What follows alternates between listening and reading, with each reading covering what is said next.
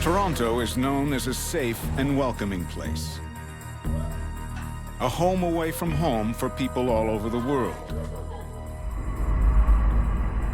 But sometimes it's just another big city where newcomers can be in danger more than they could possibly imagine.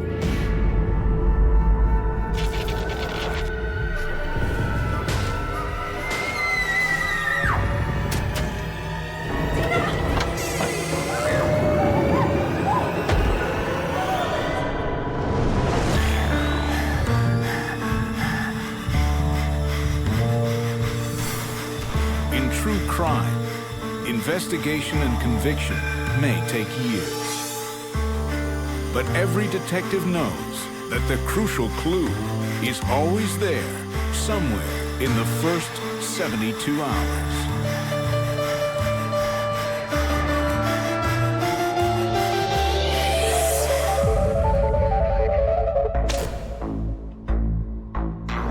Detectives are called to an apartment building in Toronto's North End.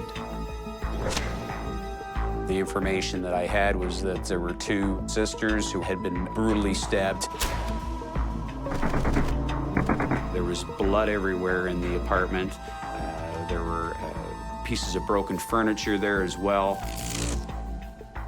It was very clear that there had been an extremely violent struggle. It was the most violent and bloody crime scene that I had seen in my tenure in the office. Friends of the family identify the victims as Tina and Theresa Wu, two sisters who are students visiting from Taiwan. The friends live close by. They've been keeping an eye on the girls. Earlier this evening, they say they received a frantic call. The call display indicated that the call was coming from the girls' apartment, but they could only hear screaming and moaning in the background. They rushed over to find the sisters barely alive. They go to the hospital to be with the girls. And in multiple stabbing cases, we always hope that the attacker is somehow cut themselves when they're trying to control a struggling victim. So we look for passive blood drops that might be from our attacker rather than from the girls. By the open basement window, the detectives find what they are looking for. There was one single droplet of blood on top of the sofa. Police suspect the blood came from the attacker when he left through the window. They send it to the lab for testing. Was this a robbery gone wrong? Giroux and Como don't think so. Traditionally, if it was a standard break and enter into an apartment, these individuals don't want to get caught. They don't want anybody to be home. The attacker would have been able to see the younger sister asleep on the sofa, and when he looked through the window looking for a victim, that's what he would have seen, and that's what drew him into the apartment. You just had that horrible feeling that you were dealing with a sexual predator. 18-year-old Tina Wu dies on the operating table. Somehow, her 14-year-old sister, Theresa, survives. Thankfully, she lived because her injuries were so serious. She could easily have died, and it could have been a double homicide. She had an abdominal stab wound and numerous defensive wounds on her hands and arms to the point where her fingers were almost severed. There are no signs of a sexual assault, which leaves the detectives wondering what really happened. We were hoping that she was going to be able to provide us with a description of her attacker. Unfortunately, the best that she was able to remember was that when she awoke from a sleep on the sofa, she remembers seeing a dark shadow of a figure standing there above her. And then didn't remember anything after that. Theresa may never be able to remember what happened to her. She was only 14 years of age and had gone through this, horrible trauma of being attacked and watching her sister be murdered right in front of her. The detectives turn to the family friends for help. One of the things we wanted to look at right away is who did the sisters know here in Toronto that may have been responsible for this crime? Did they have any boyfriends that they were having problems with? Was there anyone that they were dating? Police learn the girls knew very few people in the city. They were very, very reserved. They were not interested in boys or dating. These were very, very traditional girls. Extremely bright, straight-A students, scholarship type of material.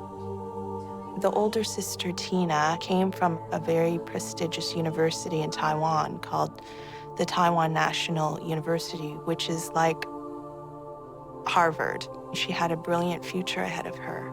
And Theresa, she was quite a good pianist. And she really looked up to her older sister. Both the girls led a very quiet life. Primarily, they, studied and spent time together, quiet time together. Their lifestyle just led me to believe that it was a stranger upon stranger attack. Stranger on stranger attacks are among the most difficult crimes to solve. The attacker could be anyone. Police spend the next several days interviewing possible witnesses. We made sure that each and every resident was canvassed immediately in the hopes that they'd seen anything that could help us solve this case. They finally get what could be a promising lead. A young couple who lives in the Wu sisters building say that on the night of the murder, they came home about 2:30 a.m. When they arrived, their parking space that they normally parked in, there was another vehicle in that spot. When they checked again at 3:30 a.m., they found the vehicle, a faded black Mazda minivan, was gone. Police can now place a strange vehicle at the scene of the crime, but they don't know what to make of it. I had no idea whether or not it had anything to do with the murder. People park in each other's spots, they're visiting people, they put their car in the wrong place.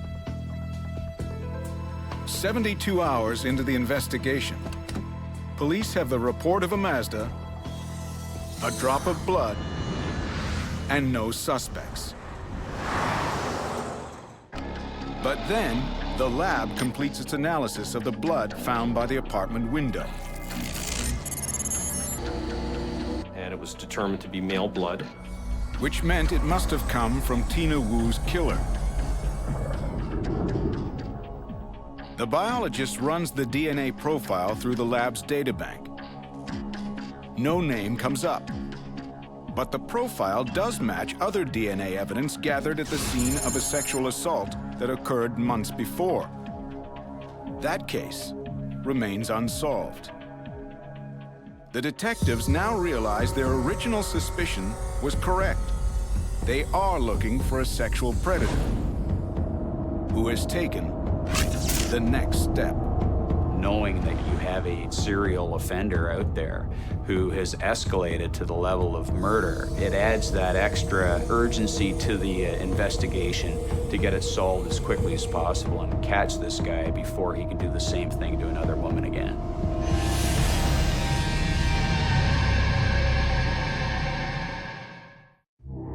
Police now know the Wu sisters' attacker is responsible for at least one other sexual assault. That assault took place in the same neighborhood where the sisters were living. When they speak with the victim, they find other similarities as well. The sexual assault that took place, again, is a very frightening scenario. It was an Asian woman alone in her home. When the victim awoke, she saw the attacker standing there with this pillowcase as a mask and a hood and holding the knife.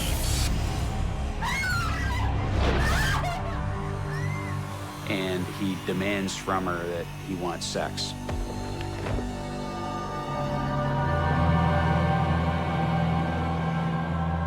After he committed his assault, the attacker took some money and fled, but not before leaving his semen behind. Once she'd realized he was gone, police were called and they arrived immediately to provide some help. As a result of the woman's report, police realize they are looking for a sexual predator who seems to have a preference for a certain kind of victim. A lot of Asian women are reluctant to report crimes of this nature because there's a stigma attached. So when she rose up and reported the crime, she didn't do it for herself. She did it to help other women. Police now warn the public about the attacker. The Asian community takes the news particularly hard. The notices said that he was targeting Asian women. And as a Taiwanese woman, I was a target. And my sisters were targets. We lived directly in the vicinity of these assaults, and we were just afraid to go out. Everybody was afraid. Detectives Como, Giroux, and the rest of their team scour police files for other sexual assaults on Asian women. Their search pays off.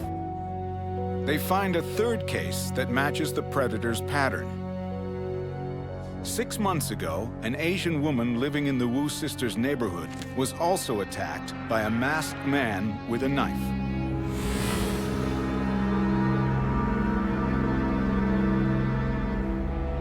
Her attacker came in through the door and just brutally started assaulting her, punching her and beating her to the point where she needed plastic surgery. He pulled out a knife. He told her to take all her clothes off. The victim was, thinking very clearly and trying to protect herself. While she was pleading with him not to kill her, she was offering him valuables to just leave. These actions helped the woman save her own life. A neighbor who saw the man enter the house arrived in time to scare him off.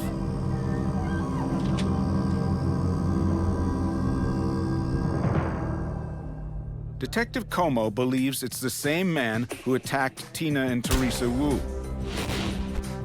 He then comes across some information that convinces him of it. There was a supplementary report for a man who'd been walking his dog in the area, and he saw parked beside the house was a dark Mazda MPV minivan. It's the second time a dark Mazda minivan has come up in the investigation. I felt very strongly that this was the suspect vehicle. Como asked for a report of every incident involving a dark Mazda minivan. And they were able to provide me with a printout. It was actually quite startling, of about 12 pages of individuals who had been investigated by police in the city of Toronto while driving a dark-colored Mazda MPV minivan.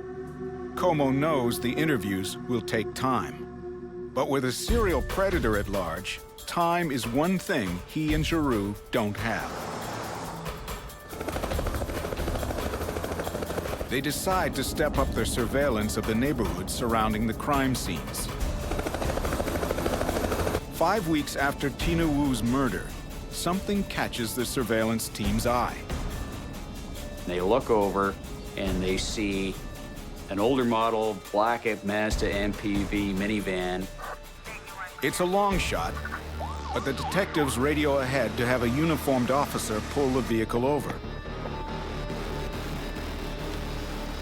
When police check the driver's identity and his home address, they realize they're onto something. It was the same street as the two attacks leading up to the murder. The man's name is Stuart Cameron. He has no idea he has just become the prime suspect in the murder of Tina Wu. I requested immediate 24-hour, 7-day-a-week surveillance, on Stuart Cameron. The detectives discover Cameron is married to an Asian woman and has 2 young children. He also appears to be a devoted family man. During the time that we had him under surveillance, Stuart Cameron would take his children to school. He would drive over to his parents' place and do some of his errands. Most of the time, it was just regular routine stuff. Police hope he will leave something behind that can be analyzed for DNA. But over 3 days, they have no luck. Late one night, Cameron goes out alone. The detectives follow him.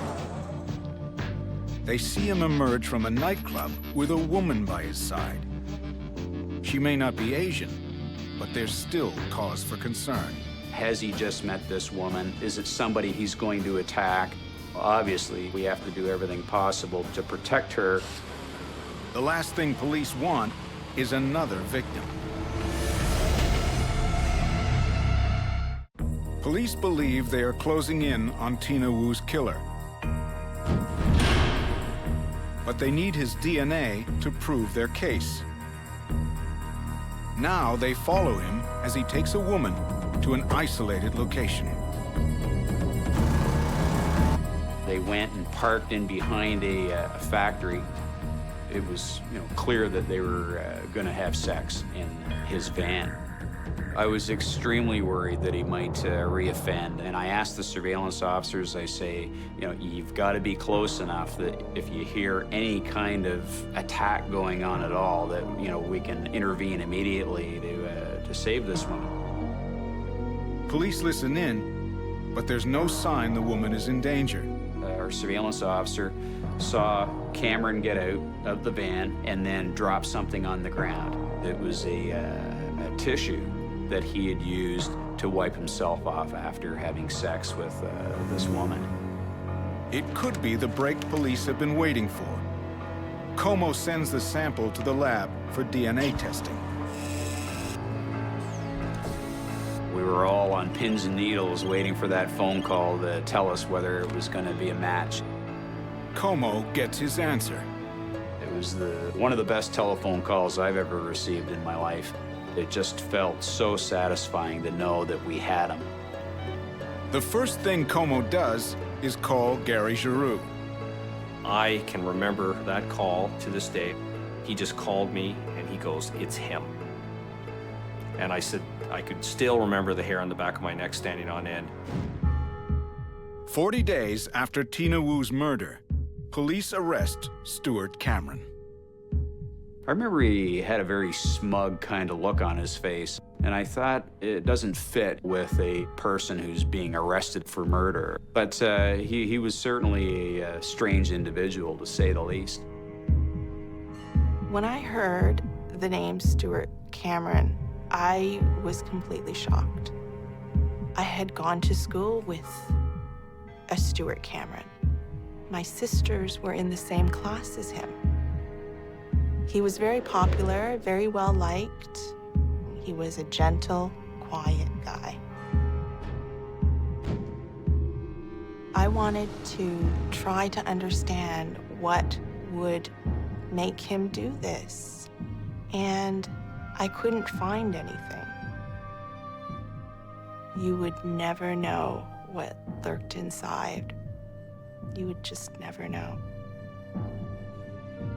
When the detectives interview Cameron at police headquarters, he admits going to the Wu sisters' apartment as well as the homes of the other victims. But he says he had no intention of assaulting anyone. He indicated that he was basically a thief and not a sexual offender, and I didn't believe that. He was a serial sexual offender that had gone on to commit murder, and yet was living a Jekyll and Hyde existence. Conducted himself normally during the day, committed violent sexual offenses at night. Looking at the attacks that we know he's responsible for, he was going after Asian women who were home alone and demanding sex at knife point. It doesn't get any clearer than that about how this guy operates.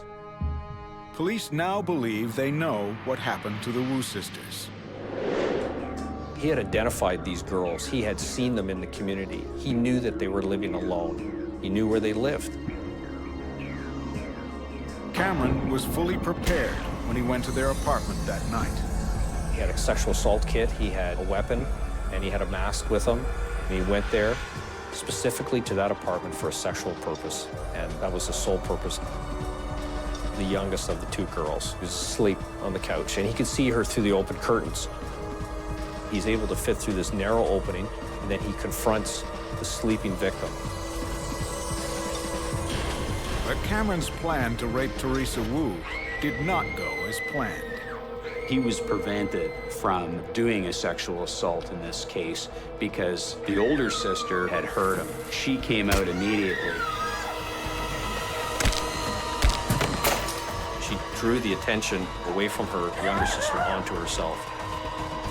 And as a result of it, she died.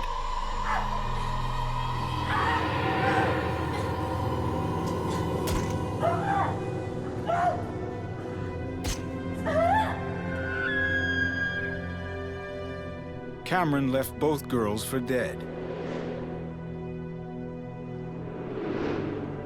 The drop of blood detectives found in the first 72 hours of their investigation proved beyond a doubt that Stuart Cameron was the one who killed Tina Wu. When I wrote the article, I remember crying as I was typing and having to stop. That she came out and gave her own life to save her sister. Certainly, she was very heroic in what she was able to accomplish. Her younger sister lived, and she drove the attacker off, so she succeeded. Stuart Cameron received 2 life sentences, one for the attempted murder of Theresa Wu and one for the murder of Tina Wu.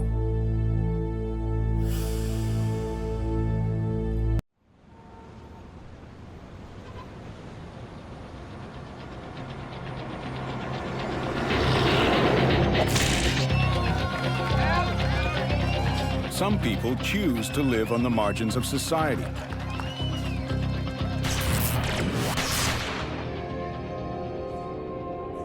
Others have no choice. This woman has made caring for the needy her life's work. But no matter how hard she tries to save them,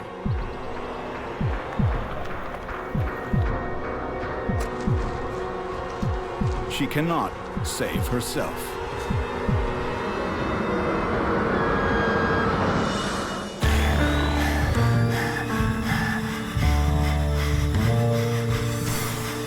In true crime, investigation and conviction may take years. But every detective knows that the crucial clue is always there, somewhere in the first 72 hours.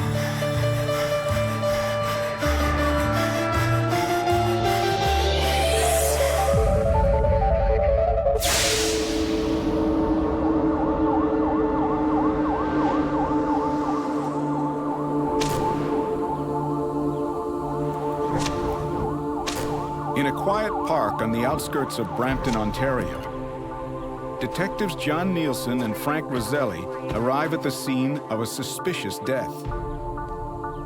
We received information that a body had been discovered in the park. We're dispatched to see if, in fact, it is a homicide. A delivery man tells police that soon after he found the body, he called 911. The biggest problem that we encountered right off the bat was that there was no identification on the body. We had no idea who this was. The investigators have no trouble determining the cause of death. It's immediately evident that she suffered 3 gunshot wounds to the left side of her head. It's almost as if the gun has been placed right onto the skin because there's contact wounds right there. When you get somebody up close like that, then there's something very deep and very personal involved in the motive, usually. The victim's body reveals other clues as well. There's no defensive wounds, there's no bruising anywhere, so she hasn't been involved in a physical confrontation or an assault. Her defenses are down and she hasn't fought back. It would make us think that maybe she was caught off guard. So with that information, we concluded, okay, this appears that it's a homicide, and let's rock and roll.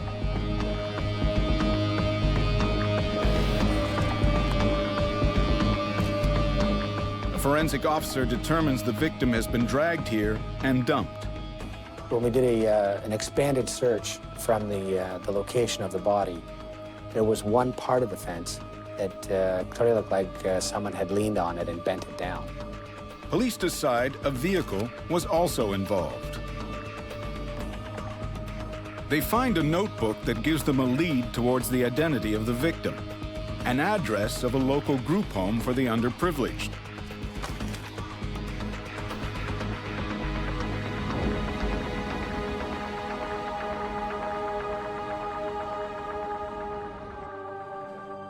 When police question an employee at the group home, she identifies the victim as social worker Kathy Fuller. The coworker tells us that she took a very keen interest in the residents in the house. This was a woman who really cared about humanity.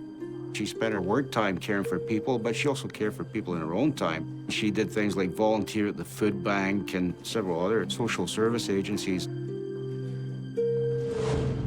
The employee tells police Kathy Fuller didn't just work with the underprivileged, she opened her home to them as well. She obviously cared for people working in the group home and opening her home to outsiders who needed shelter. And many of the people who lived there with her and rented rooms from her were sort of on the edge of society. Investigators go to Fuller's house to interview her tenants. These were basically either week-to-week or month-to-month people. They themselves were experiencing financial difficulties, and some of those people had in fact had conflicts with the law. One of Fuller's tenants is a young man named Jason Hutchison. When he learns his landlady has been murdered, Hutchison thinks he knows who did it. He says Fuller and her former husband, Doug, have been going through a nasty divorce. There was lots of arguing. They were unable to come to a mutual agreement with respect to the finances that had been accumulated during the course of the marriage.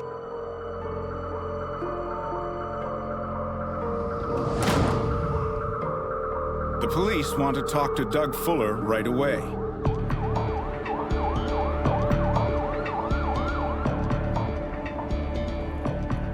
It's now well after midnight.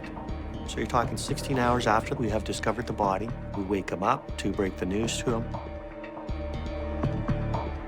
Doug Fuller confirms what the police have already been told about his divorce.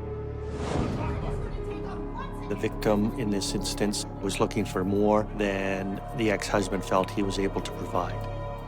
And he was angry at her for that. Clearly, he had a motive for it. The investigators ask for Fuller's whereabouts on the night of the murder. He says he was at home watching TV. We started to ask him, what TV shows did you watch? Well, I was channel surfing. He was very vague in being able to provide us exactly what he had done, other than he was at home alone. Of course, that raises some suspicions for us. Doug Fuller also turns out to be an avid gun collector. The fact that he had access to firearms, it raises his ranking within the persons of interest category. Police send Fuller's guns to forensics for analysis. When the guns cannot be linked to the bullets that killed Kathy Fuller, investigators realize they have lost their only suspect. 72 hours into the investigation, police release information about the case to the media.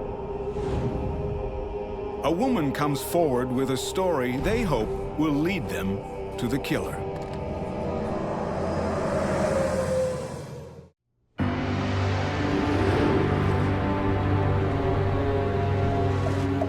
Brampton police still have no idea who killed social worker Kathy Fuller. After they ask the public for help, a local beautician comes forward. She tells investigators something strange happened to her near the crime scene on the night of the murder. She had been driving home from work and had occasion to follow a vehicle. It appears to be being driven by a female. But what she says is in the back seat there is a male. And the vehicle would speed up, then slow down, then speed up, then slow down. At one point in time while she's following the vehicle, the gentleman in the back seat looks at her, and he had a look in his eyes that struck fear in her heart. And she's an excellent witness. She actually provides me with a license plate for the vehicle. I get one of the other officers in the office to run the vehicle, and this vehicle comes back to an individual by the name of Robin Graves. But the name Robin Graves means nothing to investigators.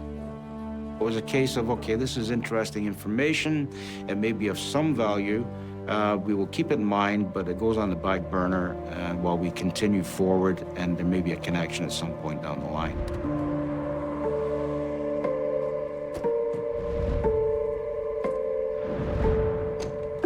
With no leads to go on, the detectives decide to re-interview Kathy Fuller's tenant, Jason Hutchison. We start to look at, has she had any problems with tenants?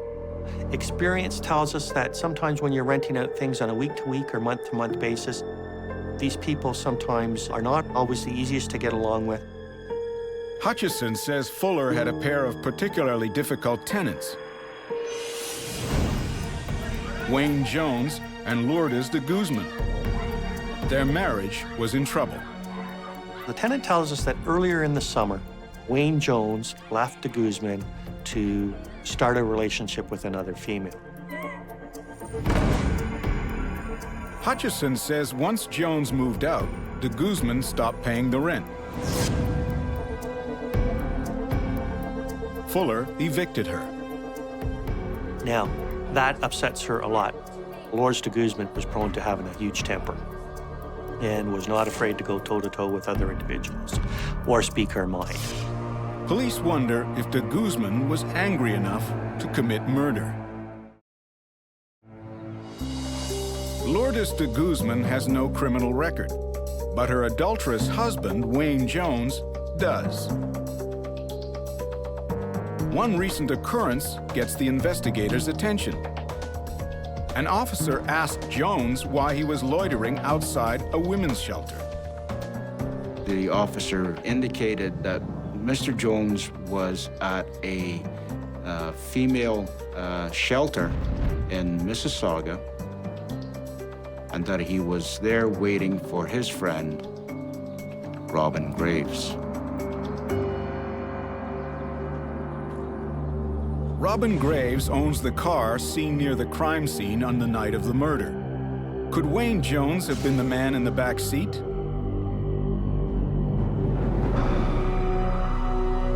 Detectives need to find out more about Wayne Jones. Jason Hutchison tells police that a week before the murder, he accompanied Jones to a Brampton strip joint where the two of them watched Jones' girlfriend, Robin Graves, perform. Investigators think Hutchison is holding something back. I mean, you get to that point, too, where you just say to them, well, will you just knock it off and, like, get to the point and give us the whole story, you know? Hutchison finally explains why he's been so reluctant to come clean. He was terrified of Mr. Jones.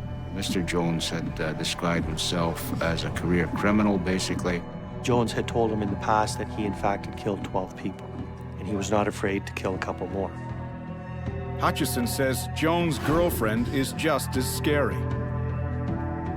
Graves had often discussed it would be interesting to see what it would be like to kill somebody.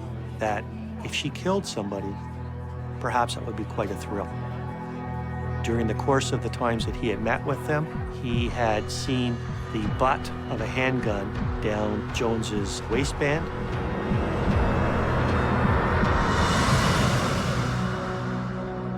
Detectives need to know whether Jones and Graves made Kathy Fuller their target. So we decided we're gonna go full tilt with this thing and immediately put 24 hours a day, 7-day-a-week surveillance on Mr. Jones and Robin Graves. Police watch Graves do something very suspicious on a freezing cold December morning. Their desire to want to clean the car tells us there's going to be some forensic evidence inside the vehicle that's going to be key to solving this murder. officers have to get inside Graves' car. So what we do is, during the course of the night, we're looking to seize the vehicle to do a forensic examination on it without their knowledge. Officers froze the vehicle, marked how it was parked, and then rolled it out of the driveway and rolled it down the street and started it up some distance away from the house, and then drove it to the forensic examination bay. Didn't take long. He just opened the door and looked at the passenger side of the vehicle, and it was immediately obvious there was a large pool of blood had settled immediately under the passenger seat. Investigators collect blood samples to be analyzed for DNA. Before they return the car, they plant a recording device inside it. That was probably one of the most unique methods of investigation I'd ever seen. It essentially involved the police stealing a car and putting it back, but legally. The lab confirms that the blood found under the passenger seat belongs to the victim.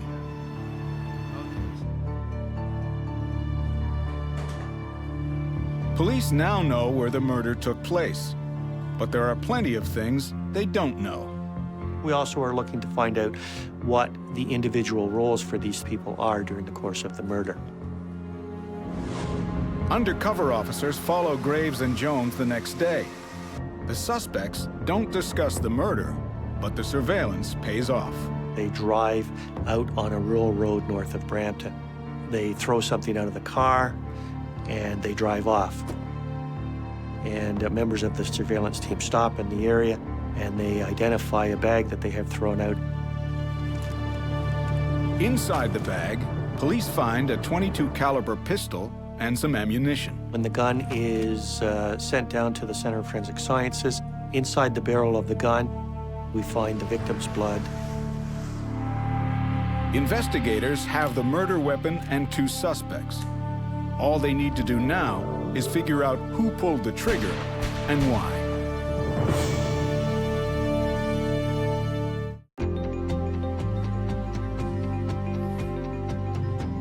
Police now believe Wayne Jones and Robin Graves shot and killed Kathy Fuller and dumped her body in Brampton's El Dorado Park. Detectives watch Jones meet up with someone they don't expect. On Saturday, which is now 13 days after the fact, we have Wayne Jones go out in Robin Graves' car, and he picks up Lourdes de Guzman. Police wonder what Jones wants from his ex-wife. They use the bugs they planted in Graves' car to listen in on the conversation.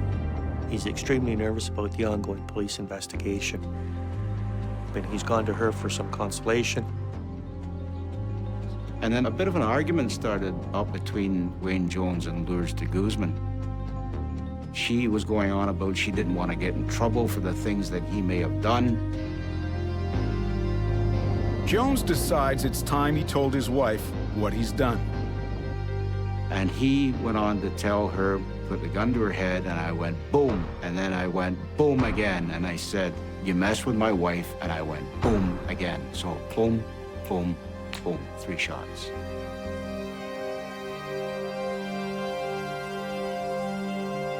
There was a lot of bravado about what he had done. And in fact, he was trying to portray it as he had done this as a result of the way that the victim had treated de Guzman when she was evicted. He was, in fact, her knight in shining armor and did this for her.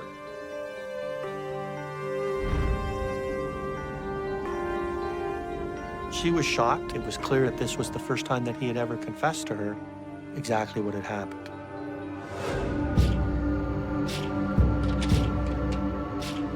Police arrest Jones and Graves the following day. Jones was ordered to the floor where he was handcuffed and then told he was under arrest for murder. They charge Robin Graves as an accomplice. They also charge Lourdes de Guzman as an accessory after the fact. They were interviewed in different rooms, actually in different parts of the same building. De Guzman stands by her husband. She refuses to acknowledge that Jones has confessed to her. She was still madly in love with him and was prepared to do whatever she could to protect him. Wayne Jones has nothing to say. He was very narcissistic, very egocentric, and basically didn't give anything up. Robin Graves is the one who must now be persuaded to talk. And that was prompted by the playing of several interceptions of Jones speaking to the Guzman, which revealed that they still had an ongoing relationship. Graves discovers she's been played all along. She now knows she was an accomplice in a murder solely to defend the honor of Jones' ex-wife. That made her extremely upset, and then the cat was out of the bag. Graves agrees to tell police what happened on the night of the murder.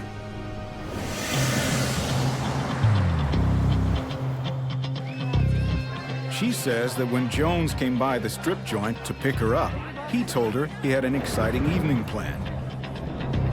There was somebody he needed to take care of.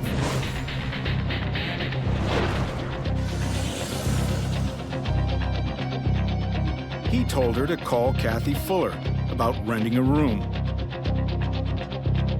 When Fuller left work that evening, Jones and Graves were waiting for her. Wayne Jones was hiding in the back seat. She got into the car, sat down in the passenger seat, and as they pulled away, Wayne Jones got up from the back seat, put the gun to the side of her head, and pulled the trigger.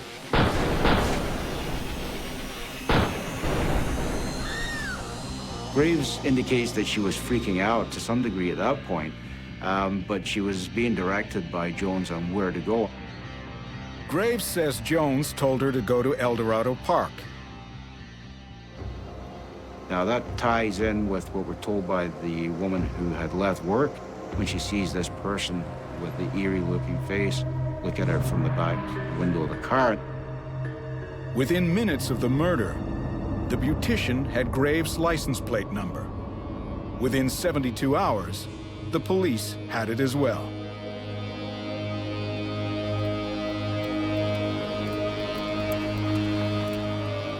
Graves may not have been sure about where she was or where she was going at that point, but ultimately she describes arriving. And the two of them pulling the body from the car, pulling it over the fence and dumping it in the bush area.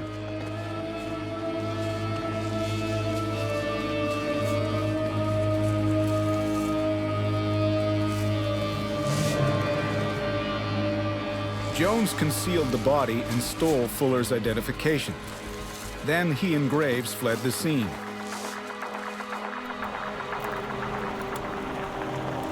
Given what Robin Graves has just told them, police now know Kathy Fuller was killed by the very same people she spent her life trying to help. In the end, Lourdes de Guzman cooperated with police. The charges against her were dropped. Robin Graves was convicted of manslaughter and sentenced to 7 years in prison.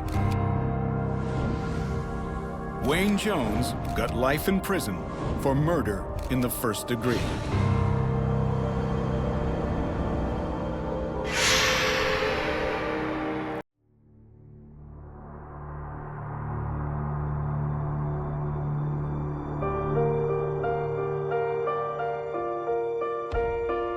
Sometimes it doesn't matter how much care we provide or how much we love. Even when the family is not our own. Because there are times when fate intervenes and worlds collide. And a night out can end in a nightmare.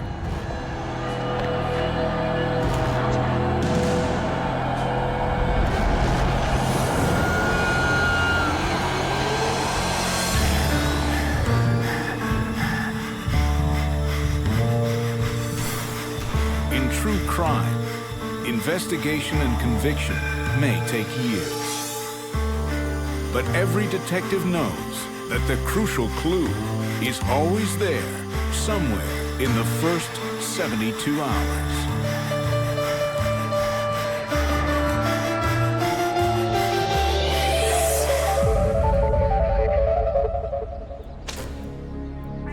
Homicide detectives are called to the underground parking garage of a high-rise in Toronto's East End. The badly beaten body of a young woman has been found in a public stairwell. It was just a truly horrifying and shocking crime scene to look at. It was very obvious to Detective Como and I that she had suffered some type of sexual attack. Her pants and underwear were off, her socks were on, her legs were spread apart on this landing. And I thought to myself, this is just a horrible way for someone to meet their end. I was trying to develop in my mind a scenario of what happened, trying to picture what type of person would actually commit this crime. Victims are not normally left like this in homicide cases. This was certainly something very, very unusual, and you knew right away that you were dealing with the worst possible type of offender. Como recognizes the telltale sign of a lust murderer. A lust murderer will frequently display the victim's body in an attempt to shock members of the public, showing others how proud they are of what they've done to another human being. The killer could have blonde hair. The forensic team makes another discovery as well. There was a headset to a Walkman the deceased had on her head, but there was no Walkman at the scene. They find no purse or anything else that might help identify the victim.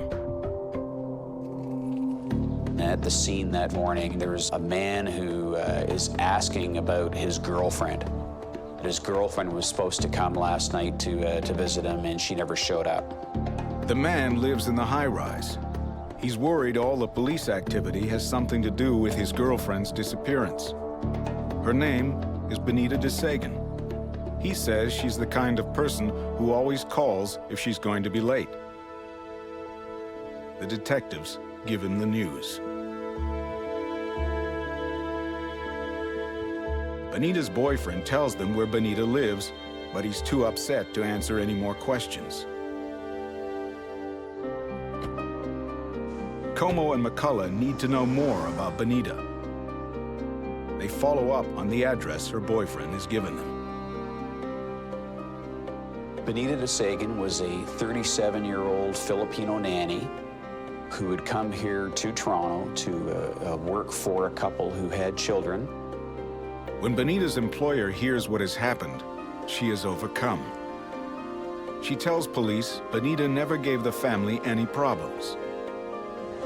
She was a good nanny, and her employers, were very pleased to have her here in the city working for them, and she did a good job with their children, and they enjoyed having her there living in their house as well. Benita had been living here for well over a year. She had become part of the family. Upstairs, the detectives searched Benita's room. One of the important things we found was an empty box that belonged to a Walkman. The detectives are reminded of the headphones found at the crime scene. Something I know that lust murderers will do is they will take trophies from their victims to be able to help them relive their fantasies around the murder and the sexual attack on their victims. The autopsy confirms blunt force trauma to the head was the cause of death. It also confirms Benita DeSagan was raped. Semen is found on her body. Investigators asked that it be sent to the lab for DNA profiling. 72 hours into the investigation, police have an empty Walkman box, a semen sample, and 2 strands of blonde hair. I found out at that time about a man who lived just a couple of blocks away, who had long blonde hair, who had recently been paroled for attempting to murder a woman. Detective Como orders that the suspect be put under 24-hour surveillance. When the suspect discards a cigarette, police send it to the lab for DNA testing. The case then takes a turn. Benita's boyfriend had just returned a motor vehicle that he had purchased to the previous owner, stating he did not want the motor vehicle anymore. This previous owner, on checking the motor vehicle, observed what he thought was blood in the trunk of the car, thought this was very odd, and reported it to the police. Detective McCullough immediately impounds the vehicle so that forensic tests can be done on it.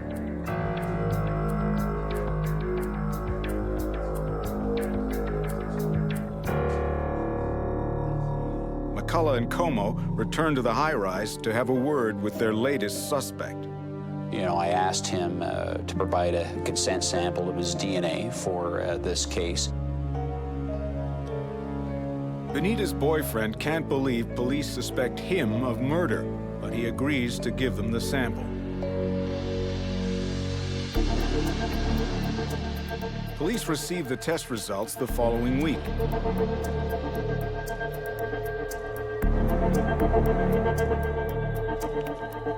Benita's boyfriend is not a match. The ex-convict with the long blonde hair is not a match. And the stains found in the trunk of the car are not even blood stains. Our leads were starting to dry up. They were coming back negative. It was becoming very frustrating. I was certainly disappointed in that regard, but knew that we had to just keep going.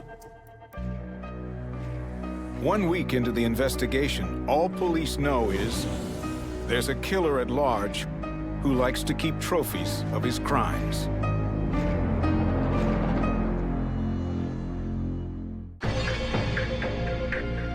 Police have no suspects in the Benita DeSagan murder case.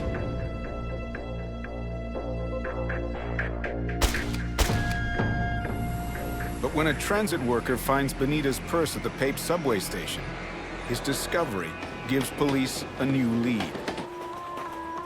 Initially, I had no idea where the killer had gone after the murder.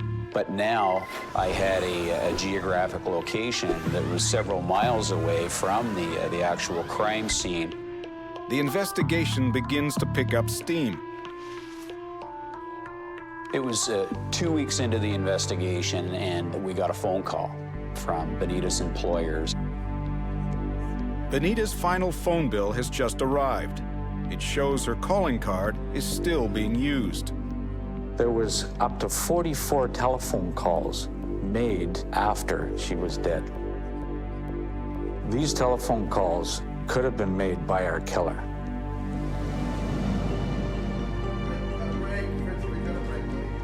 I was able to see, where those telephone calls were being made to and where they were being made from. And one of the first things that struck me from the list was that these telephone calls were being made all over the province of Ontario. The last 10 calls on the phone bill all came from the same number.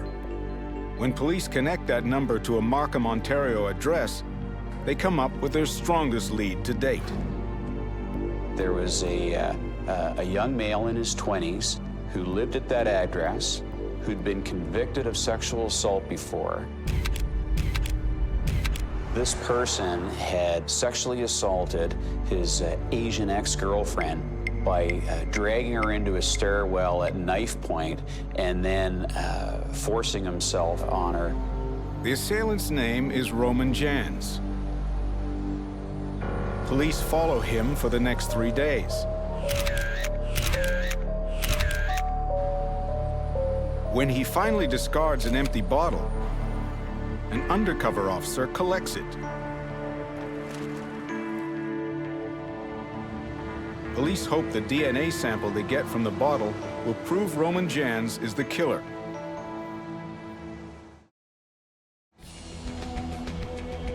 A few days later, the test results come in.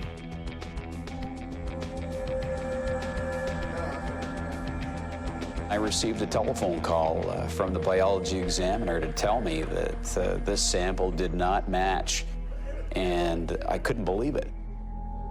We were very disappointed, and we had to figure out where our investigation was going to go at this point. You try one thing, if it doesn't work, you have to try something else. And I still had the fact that her killer had used this calling card after the murder. I decided to send teams of investigators to all of the call recipients at the same time, and I was going to get to the bottom of who was using this calling card. With the interview of the person who received the very first phone call, they struck pay dirt. Como learns the caller was a teenage girl named Kathy. Once he and McCullough hear Kathy made her call from a youth hostel not far from where Bonita's purse was found, they're anxious to talk to her. We interviewed this young lady who told us that she received this calling card number from a friend of hers.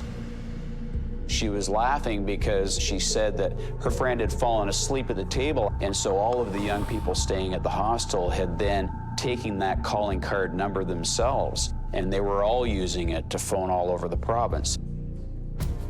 Police ask Kathy for her friend's name. She tells them it's Michael Wall. She says the two of them aren't close. The detectives advise her not to tell Wall about their visit. At this point, Michael Wall became the biggest priority in the investigation, because here was the person who was in actual possession of that calling card that belonged to the deceased the morning after the murder. A surveillance team waits for Wall outside the hostel. We're instructed to follow him, see where he goes, see what he does, try to get the DNA sample. And we just sort of hide in the crowds and hide in a car and just try to look not too suspicious. When police do a background check on Michael Wall, they learn he is only 18 years old. His mother had, in fact, disowned him, and his father had kicked him out of the house as well because of problems and difficulties he'd had with him. And this is why he ended up at this youth hostel. Wall rides the public transit system for hours on end. He does not appear to go to school or to have a job. He spends most of his time alone. After 2 days of surveillance, Detective Woodhouse still has no DNA sample. He was on foot after he got off the transit system, and he walked into a park area. He walks down an embankment near a river. I'm quite a ways off, but I want to get a little closer, so I bring out my camera, start taking pictures. And I zoom in on what he's doing, and he's actually masturbating. And I can't believe it.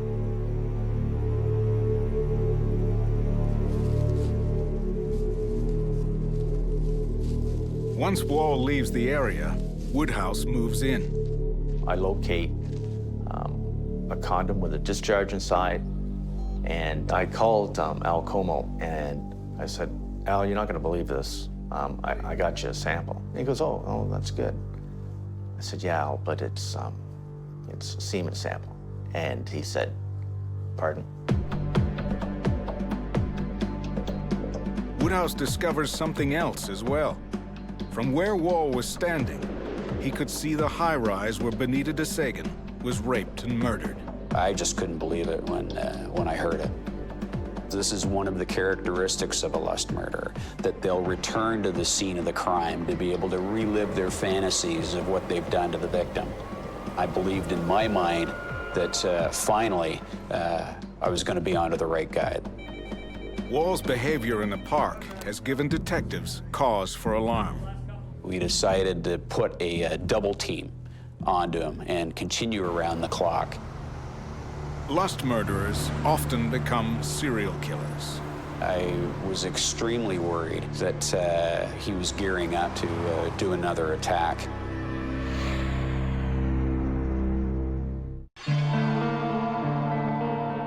Police suspect they know who raped and murdered Filipino nanny Bonita DeSagan. But they're still waiting for the test results they need to prove Michael Wall is the killer. The day after their shocking discovery in the park, police follow Wall back to the very same place. We're pretty sure this man is the suspect we're looking for. You don't want to lose this gentleman. You don't want to spook him. You just want everything to go well, want everything to go smooth. So there's a lot more pressure. He's carrying a yellow bag, and it appears really heavy. Woodhouse spots a woman on a path nearby.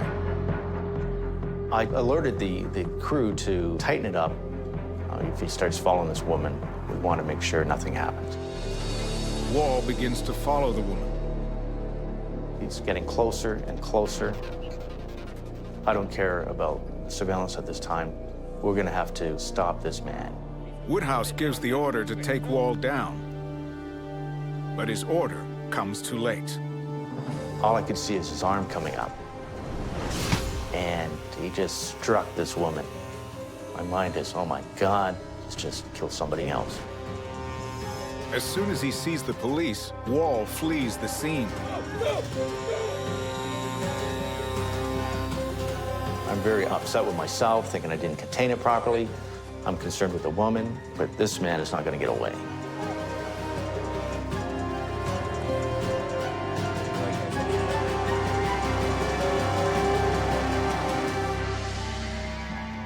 The surveillance team loses sight of Wall, but Woodhouse grew up in these parts.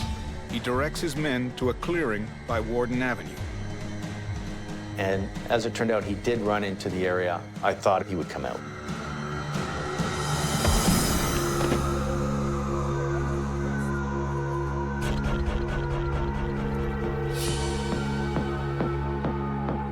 Police recover the bag Wall discarded.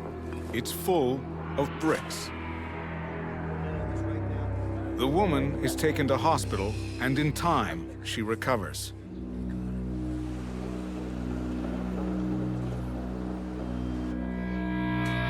Wall is brought to police headquarters and asked to empty his pockets.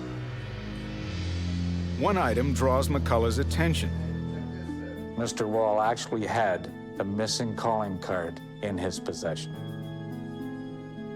But that's not the most incriminating piece of evidence. Police inform Wall his DNA is a match to the killer's DNA found in the first 72 hours of the investigation. Michael Wall is charged with the rape and murder of Benita DeSagan. I asked him whether he wished to provide a statement, and the only thing he said was, "I didn't kill anybody." But the detectives have reason to believe otherwise. They're confident that on the night of the murder, Michael Wall was looking for a victim. Benita DeSagan had spent the day at home with the family she had grown close to. She had the night off. Once she made sure family members had what they needed, she went out to spend time with her boyfriend. But she ended up in the wrong place at the wrong time. Michael Wall saw an opportunity late at night when Benita DeSagan got off a transit bus and started walking northbound. It's what we refer to as a blitz attack, where without warning, he overpowers his victim. Wall dragged Benita into a stairwell and kept pounding her with a bag full of bricks.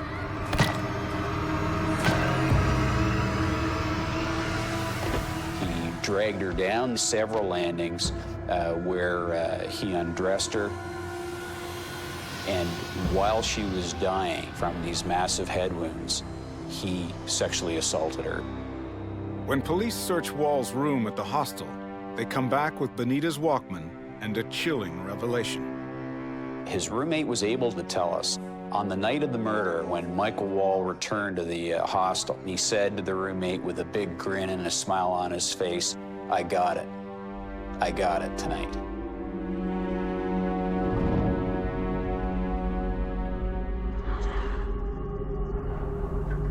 What Wall got that night was the fulfillment of a lust murderer's sick fantasy.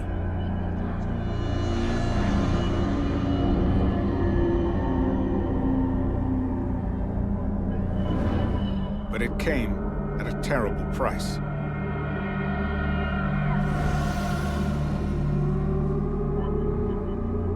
Halfway through his trial, Wall pled guilty to all charges.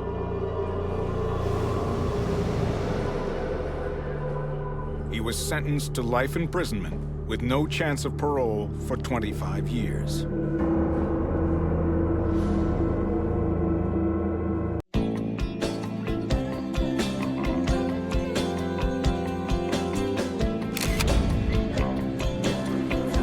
In the world of fashion, a beautiful young woman has it all.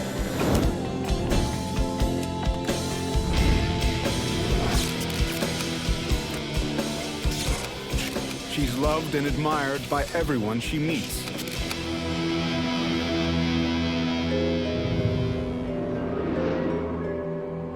And prized by those watching from afar.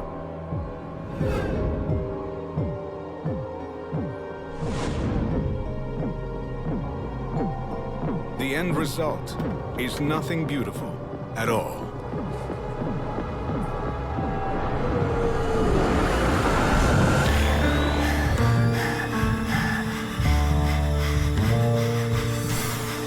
In true crime, investigation and conviction may take years.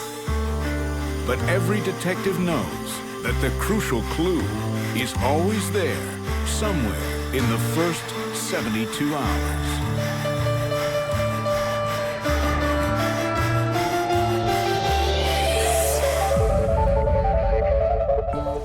Canada Day, a time for celebration. But not for two young Toronto detectives. Although this was 25 years ago, in some respects it seems like just yesterday. The victim is Cheryl Gardner, a 20-year-old model who recently moved to the city. She was lying on the floor. She was partially clothed. Her head area had been covered with a blood-soaked sheet and blanket. I was emotionally traumatized by the amount of head injury. A lot of blood, a great deal of horrific head trauma. So much so that we both thought initially this could have been a shotgun wound. We're wondering if this woman had committed suicide, or we checked under the bed just to make sure there wasn't a shotgun or something like that. No gun is found. This is not a suicide. What initiated the response by emergency services was a phone call from a person who said that he was the superintendent. When we talked to the superintendent, he said he made no such call. If the super didn't make the call to police, who did?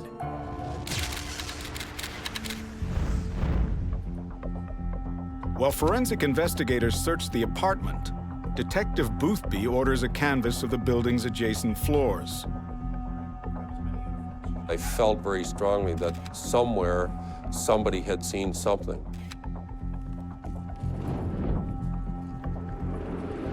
The detectives continue their search for clues. We noticed that her purse had been opened, her wallet was on the floor. This is all indicative of robbery or theft. But the door shows no sign of forced entry. Did Cheryl know her killer and let him in? We had to do what we call victimology. Who is the victim? What is her lifestyle? Who could have done this? Who are her associates? We found out that she had a few close friends, a very normal, ambitious young woman who had come to a big city to try to make her mark in life. But they don't learn much else. Police contact Cheryl Gardner's family in Ottawa. I was only 15 at the time. I remember being awakened by this incredibly a scream I'd never heard before in my life, and I knew something was really wrong. I knew that something had changed forever because I'd never heard my mom make such a scream. Cheryl was the type of person who I think could have almost done anything. In school, she was very, very good in math and sciences, but she always had this passion for fashion. She was very committed to her career. In fact, the weekend that she was murdered, she was supposed to come home, and she stayed in Toronto because she had this assignment. When the police first informed my family about what had happened, they didn't have a lot of information. They did know, though, that whoever did it without any forced entry, which made them think that it was someone she knew.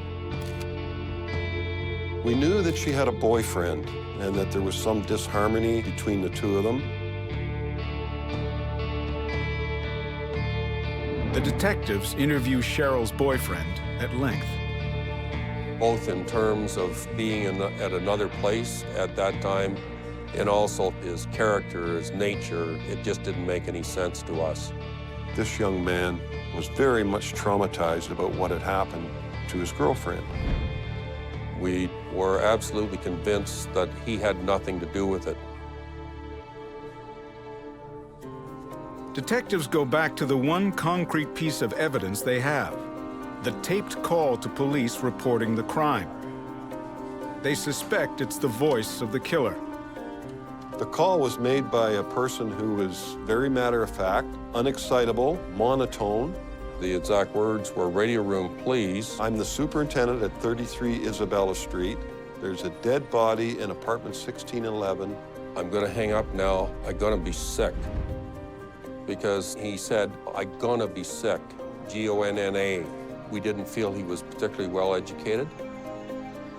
36 hours into the investigation, Boothby and Oldham still have not slept. Although you're very mentally and physically tired, you keep thinking, what are the next steps? Have we missed anything? They return to Cheryl's apartment in search of new leads. We took a moment just to stand at the scene and let it speak to us, because that's what scenes of crime do. They cry out to be interpreted.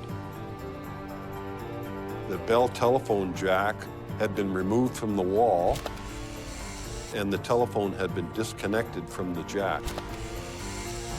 We saw that in her journal, she had an entry in there, Bell repair 611. The detectives re-interview residents of the building. We found that a person purporting to be a Bell telephone employee had been in the building and had made communications not only with Cheryl, but with another young woman. We contacted Bell Telephone and determined from then that they had made no such contact with anyone in the building and that they did not have a service person there. Then it started to make some sense. Maybe somebody gained entry by posing as a telephone repairman. After 72 hours, we had the voice of the killer. We had information about his character, his sinister behavior of taking on the identity of a Bell telephone repairman. The detectives are getting a clearer picture of how the killer operates, but they have no idea who he is or what he plans to do next. Police believe someone posing as a telephone repairman brutally murdered model Cheryl Gardner.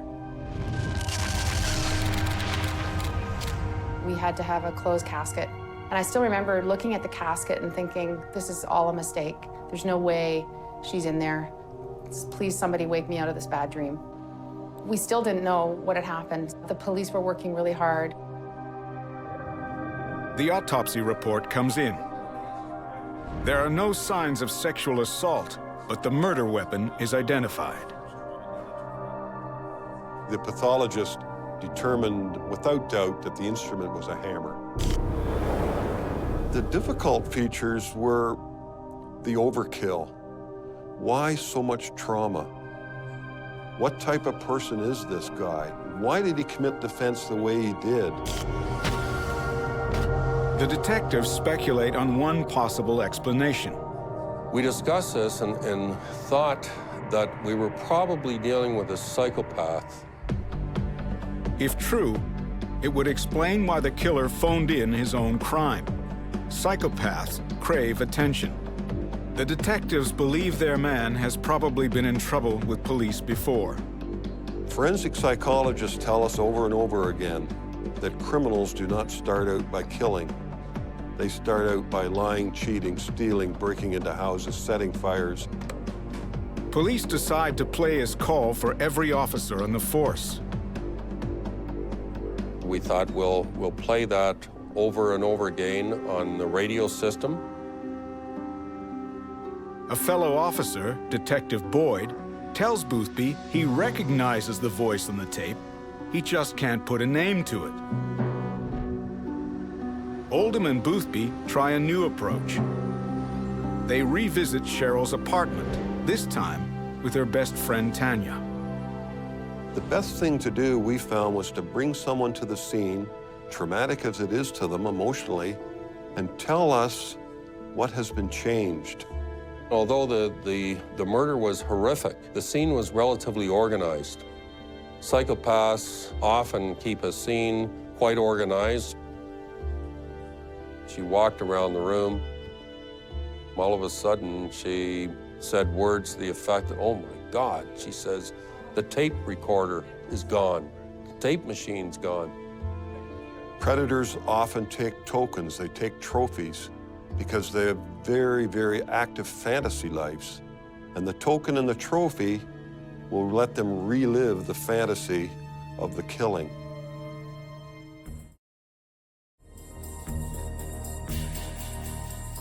Police get another tip from a resident of Cheryl's building. He reports having seen a stranger wandering the halls delivering flyers just prior to the murder.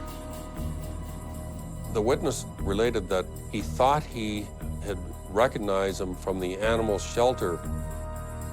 At the shelter, a veterinarian tells police he recently fired a man who matches the description. His name is Ralph Power. The animal shelter had contacted the police about Ralph Power's behavior when he worked there. There was some suggestion that while he was there at the animal shelter that he had tortured cats. But the veterinarian has no idea where Power is now. Police look up Ralph Power's record and learn he'd been jailed for attempted murder and was now on parole. Power had just got out of jail for pouring gasoline into a mail chute of a woman's apartment and setting it on fire. She was seriously injured, burned badly. He got 10 years for that offense. Quite often, psychopaths torture animals, set fires. These are some of the classic traits. Detective Boyd, who had earlier recognized the voice on the tape, confirms that it belongs to Ralph Power. He said, that voice, that is him. The detective had spoken to Power following complaints from the animal shelter. Boothby and Oldham need to find Ralph Power. But before they can, they receive a call about an attack at 240 Wellesley Street, a few blocks from Cheryl Gardner's apartment. The victim is Jessie Boudreau. She, too, is a model. She had let the person into her apartment on the pretext that he was a Bell telephone repairman. As soon as he entered the apartment, he went to where the phone service was and then suddenly attacked her with a hammer. And he was going to kill her. And she was able to get the hammer away from him and hit him with the hammer. The apartment door was open just a little bit. She lunged for the latch, opened the door, and escaped from him. We took a photo lineup, 10 or 12 pictures, and I'll never forget her reaction. She just went hysterical and said, "That's him, that's him, that's him, I'm positive that's him."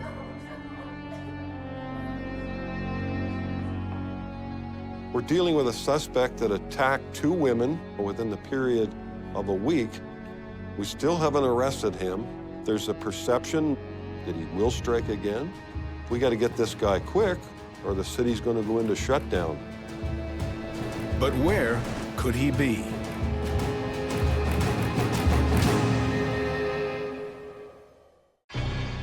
Police now know Cheryl Gardner's killer has attacked another woman.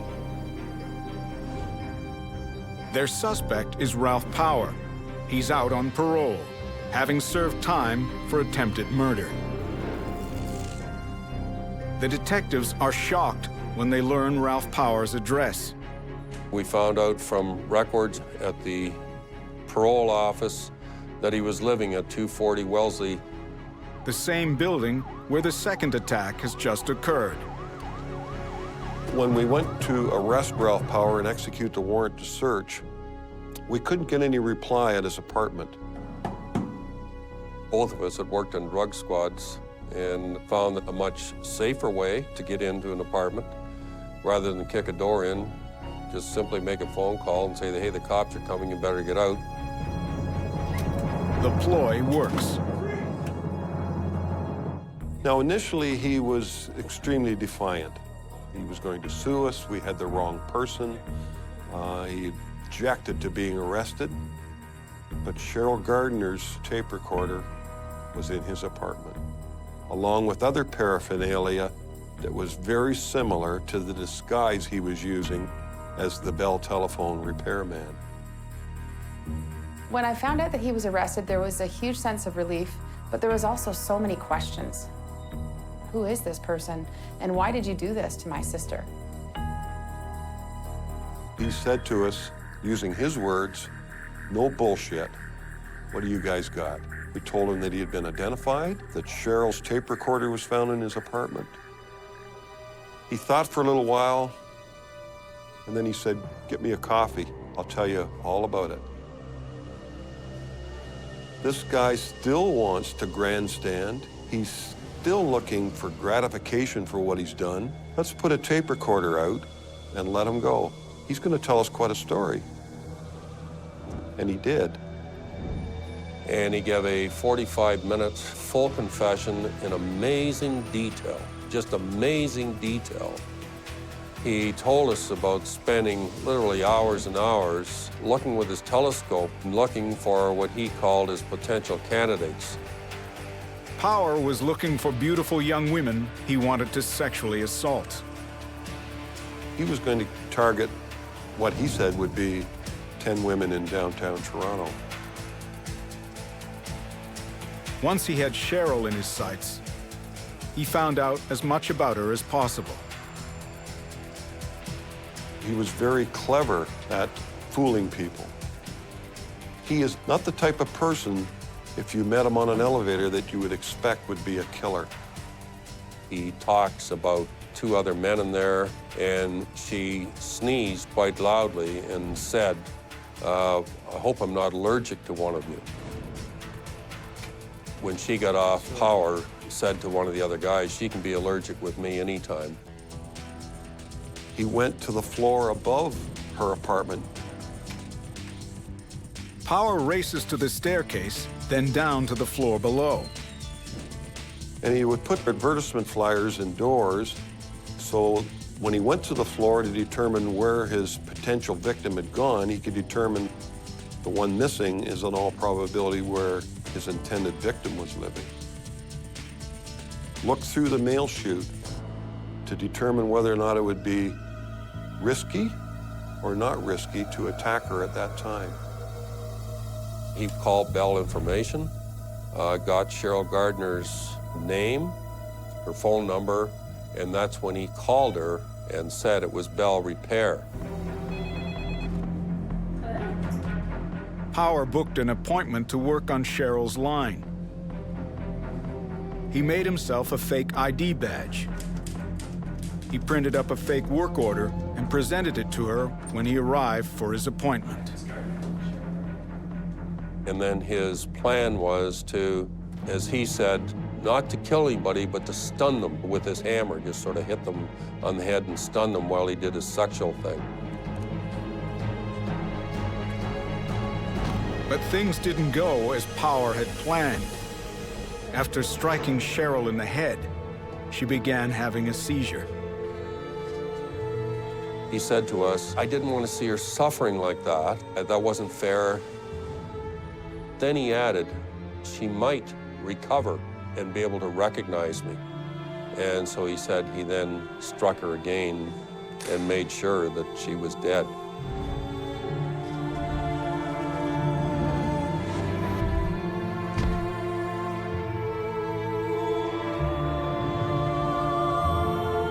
Power says he called police, posing as the building's superintendent. I'm gonna hang up now. I'm gonna be sick. Then waited to watch them arrive. And he said in his confession, the chase was better than the kill. And I kind of got the feeling that this was part of the excitement of this rampage. When I looked into Ralph Power's eyes, I saw a person without conscience or empathy. His eyes, they just looked like two black holes. In 1983, Ralph Power is sentenced to life with no chance of parole for 25 years. But it's not enough for Cheryl's sister, Carolyn. You can't change what happened in the past, but you can definitely influence the future. In 2006, Carolyn Gardner succeeds in pushing Parliament to pass a law requiring dangerous criminals like Karla Homolka and Ralph Power to have their DNA on file forever. Ralph Power's next parole hearing will be in July 2008. My family and I will be there to make sure that Ralph Power stays behind bars for the rest of his life. As long as I'm alive, if there's any way that I can prevent this animal from getting out, I'll do it.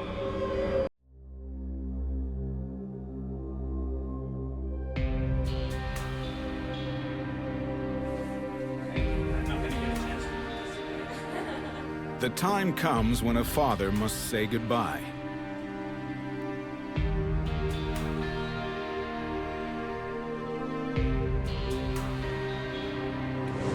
His daughter wants to experience the freedom of the open road. For months, she calls home every week. Then suddenly, her calls stop. It's her father's worst fear, one that sends him on the hardest journey of his life.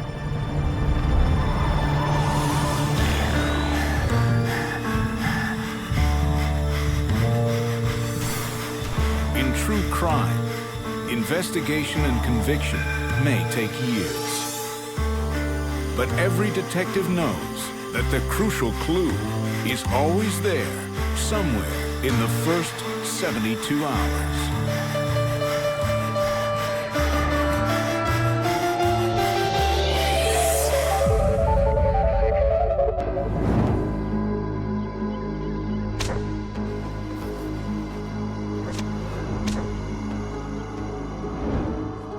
In a northern Ontario town, detectives meet with a man named David Lopez.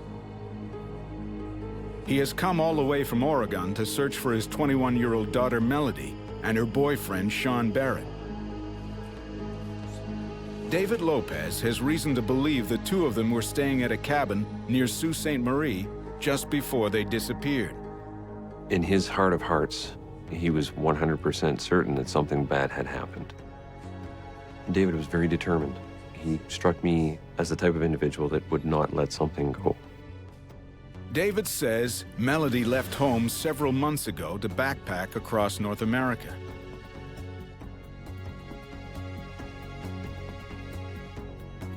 He really didn't have a problem with Melody and her travels. He didn't seem to fear anything out there like a lot of parents would when their kids are out there traveling around. David assumed his daughter was safe. She was traveling with her boyfriend. She called home every week. They had a schedule where she would call and say, well, here's where we are today, here's our plan for tomorrow. Police wonder if Melody simply got distracted and forgot to call. David insists his daughter wouldn't do something like that. The last time they spoke, she and Shawn had some good news. They had decided that it was time to take the trip home to Oregon, and they had discovered that Melody was pregnant. And it was ultimately the decision that it was time to settle down and raise a family. David was very excited to become a grandfather. But Melody and Shawn never came home. There were no more calls either. As a parent, I'm sure he's sitting there waiting for the phone to ring at the usual hour when Melody would call. No contact, no phone calls, no messages left for him, either at work or at home. 6 weeks went by before David got any news.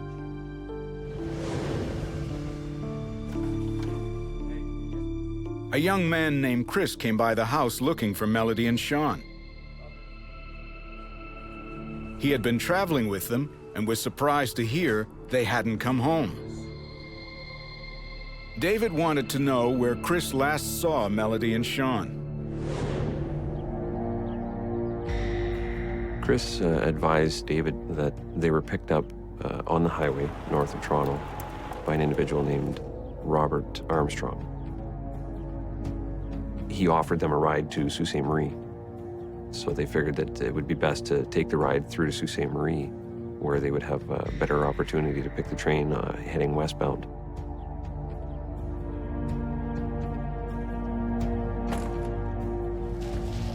On the way up to Sault Ste. Marie, Robert Armstrong invited the three travelers to spend the night at his cabin. It was his little brother Richard's birthday. When they arrived the first evening, Robert, Richard, Melody, Shawn, and Chris began partying, celebrating Richard's birthday. All friendly, very easygoing, very relaxed. Chris tells David the party soon got out of control. Not long into the partying, Robert brought out a handgun, a .45 caliber Colt, and they began shooting the gun. Chris says Robert Armstrong's behavior worried him, but he let it go. The police have heard enough. They know what the Armstrongs are capable of. The Armstrong family had a very violent history and were very well known by the police as living outside the bounds of the law. The police need to find out what's going on at the Armstrong cabin. They asked David to return to his motel. David was headstrong. He wanted to go to the cabin as well. He felt maybe Robert Armstrong had been holding her hostage. But due to the history of the Armstrong family, David attending at the cabin was not allowed.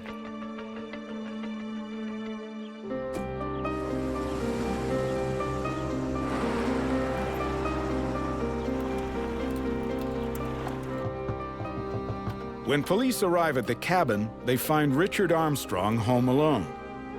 They ask for his brother's whereabouts.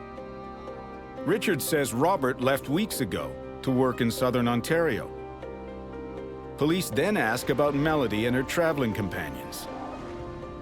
Richard denied having any knowledge of the girl, denied having any knowledge of Shawn or any knowledge of Chris. None of them had ever been there. There was no evidence from Richard that there had been any involvement with the Armstrongs and Melody or Shawn. The police have no way of corroborating what David Lopez has told them.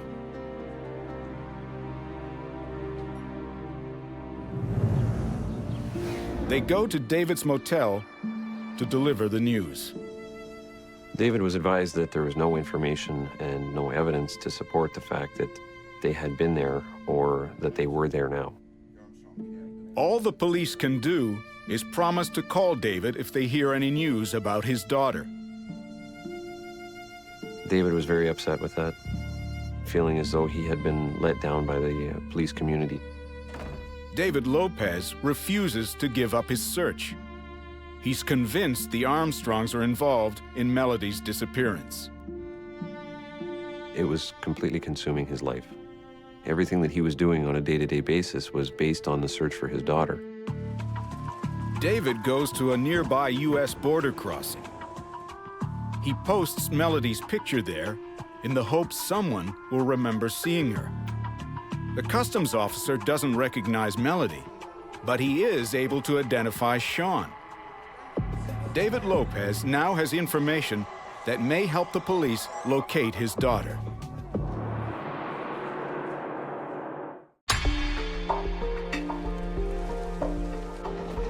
Sault Ste. Marie detectives have no new leads in the disappearance of Melody Lopez and her boyfriend Shawn Barrett.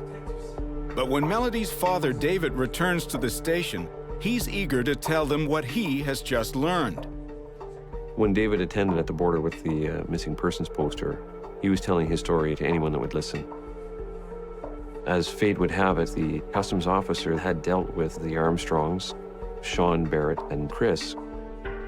The customs officer says he stopped them 6 weeks ago when they tried to re-enter Canada after buying alcohol in the US. What had happened was, when they got into the American side, picked up their booze, and attempted to come back into Canada, Chris was denied entry because of a minor trespassing charge that he had on his record. So he was deported back into the States. The information that David received at the border was the first concrete link, the first evidentiary piece of information that he had to link the Armstrong family to his daughter, Shawn and Chris. Police now believe Richard Armstrong has not told them the whole story. 72 hours into the investigation, they pay him another visit. Parked a cruiser and walked into the cabin and knocked on the door to find Richard still there alone. Richard appeared to be nervous. He appeared to be frozen, just numb. Immediately upon us entering, he said, "Oh, by the way, I meant to tell you, I do remember Melody being here." And Richard started with this tale of how they had been there partying. They had consumed a large quantity of alcohol at that point.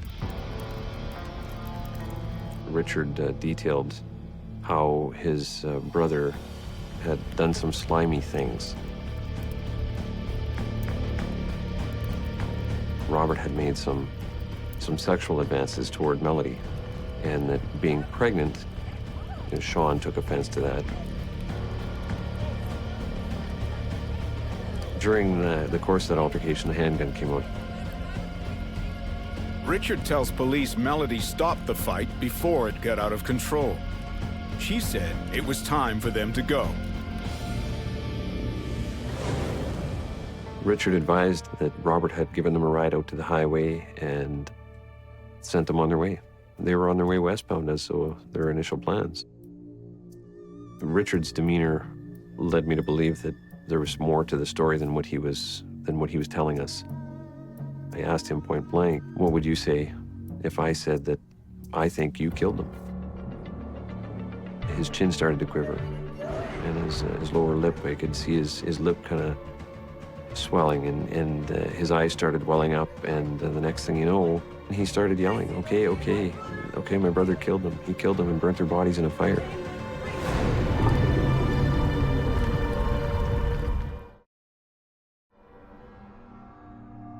Richard was living with such a guilty conscience. He just could not live keeping those secrets inside. The detectives put Richard Armstrong in protective custody. They're worried what may happen to him once Robert finds out he has been talking to police. Family members can turn on family members. It's happened many times in the past. The police find Robert Armstrong in Windsor, Ontario. They place him under 24-hour surveillance, but they need evidence before they can make an arrest.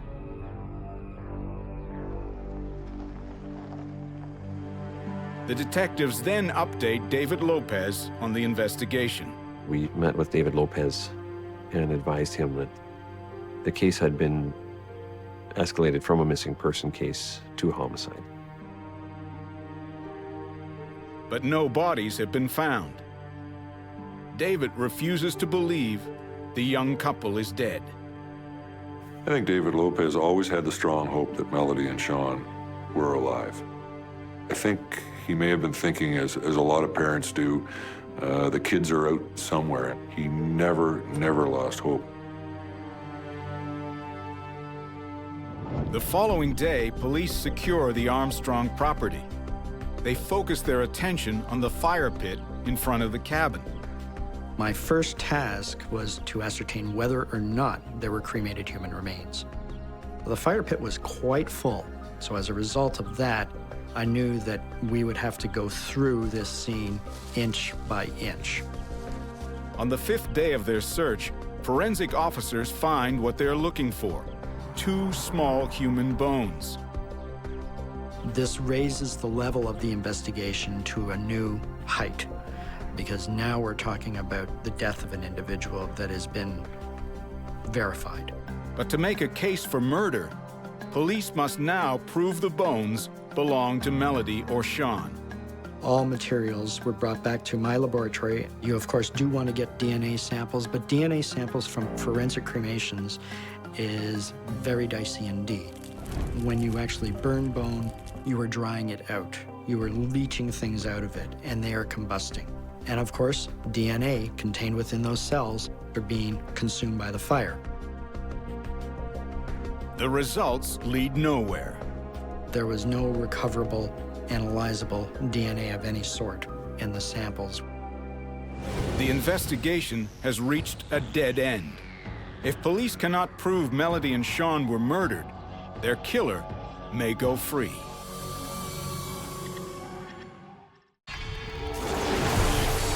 Police believe Robert Armstrong killed Melody Lopez and Shawn Barrett, then burned their bodies. But they need proof before they can make an arrest. They turn to Robert's younger brother, Richard, for help. Richard Armstrong was, in my estimation, living with a very shaky conscience.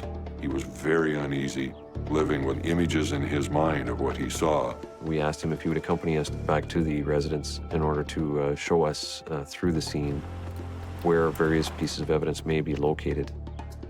As soon as Richard arrives at the family property, he leads police to the garage. We found out that Richard actually had taken the gun and hidden it in one of the old vehicles that was located on the property. Richard also explains why police have had such difficulty recovering the remains. Once the fire had died down, Robert and Richard cleaned the fire pit out. Robert was quite concerned with the fact that there was large enough bones that could still be visible. The shovel was used to crush the bones that were still visible within the fire pit. After the bones were crushed, they were placed away from the cabin. These sites were all eventually shown to us by Richard when we did our walkthrough. It's clear Richard was more involved in the murders than he at first let on. Forensic team located not only human remains, but they located a large number of exhibits, buckles off of belts, buttons off of blue jeans, pack sack buckles, and so on and so forth. They also find a bracelet.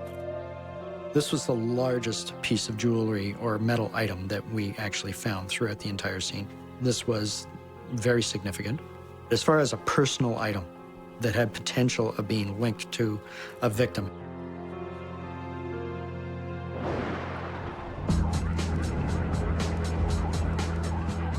Police now have the proof they need to arrest Robert Armstrong.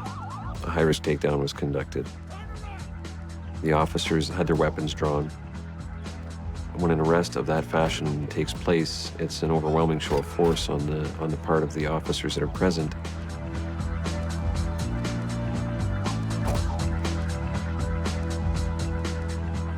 Police also arrest Richard Armstrong as an accessory to murder. The story he told police in the first 72 hours of the investigation proved to be an accurate account of the night Melody and Shawn were killed. After Melody broke up the fight between Robert and Shawn, she decided it was time for bed. Richard escorted her up to the cabin. Once they got back to the cabin, the information that we were able to gather was that another fight ensued. There were words exchanged between Robert Armstrong and Shawn Barrett with respect to his girlfriend, Melody. That escalated into a more than just a verbal argument. Melody was asleep. Richard was not. We will never know what led to the first shot.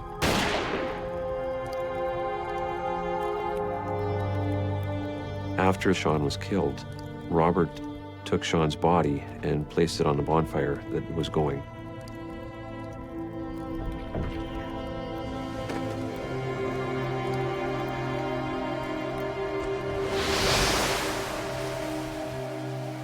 As a result of his actions, he was forced to eliminate the only link that was remaining, which was Melody.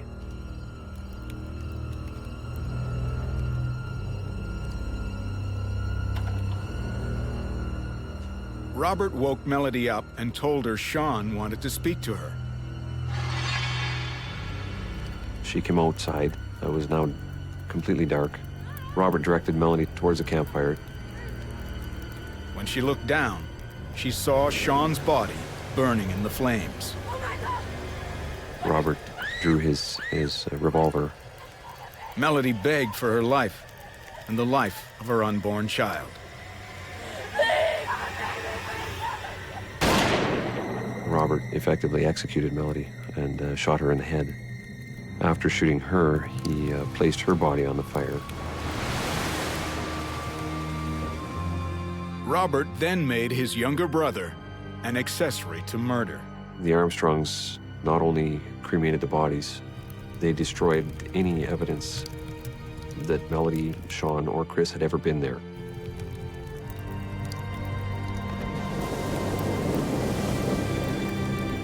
But one piece of evidence refused to burn.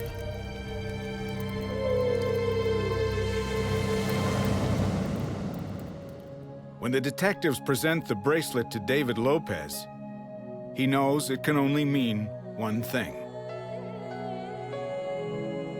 David kept going from the day that he learned his daughter hadn't shown up in Oregon till the day he was told that his daughter had been murdered.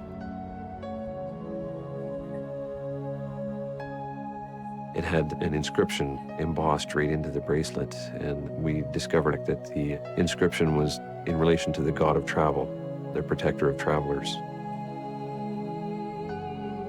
And Melody wore the bracelet everywhere she went. He had lost his daughter and his future son-in-law and his future grandchild.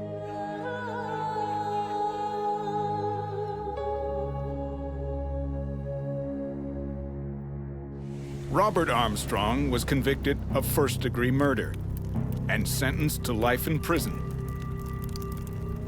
Unable to cope with his guilt, Richard Armstrong tried to hang himself. He suffered brain damage and was declared unfit to stand trial. Homicide happens, and in this case, for no reason at all. Just a senseless act supported by alcohol, craziness. It's just a total tragedy all around.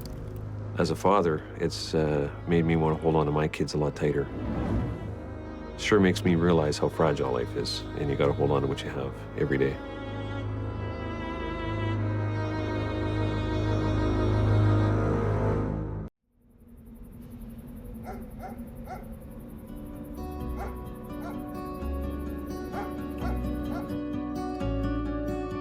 In the suburbs, working for a living means after work, you start living.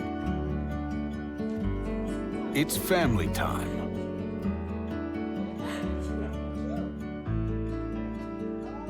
A time to savor the peace and quiet you've worked so hard for.